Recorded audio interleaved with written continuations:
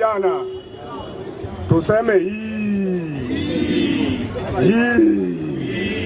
Sasa hiyo mambo ni mbaya. Ukisasikia hii. Sasa nataka kueleza nyinyi kidogo. Na mimi nataka leo mfamike kabisa na mjue warongo wanaongea hajui serikali ya Kenya ilikuja namna gani. Serikali ya Kenya ililetwa na Kikuyu na Jaluo kama mzungu naenda nje.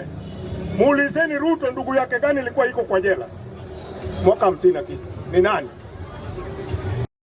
Silikuwa Chengo Neko na wakina Kenyatta. Na wakina Paul Ngei. Karumba. Wakina Gubai. Kagia. Kwani yeye ni nani anaweza tisa Jaluo na Kikuyu? Yeye ni nani? Kontela alikuwa ni kule Mabebero pale.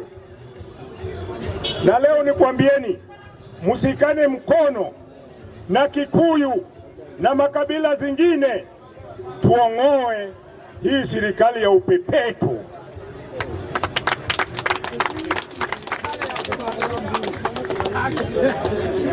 Mwaka 63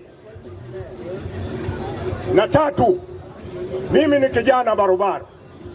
Nakujua.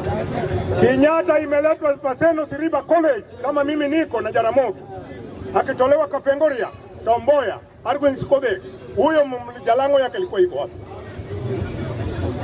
Hii Kenya hii kuna wenyewe ya kufuagia na unatembea. Na ametudanganya. Mama mboga gani alichagua?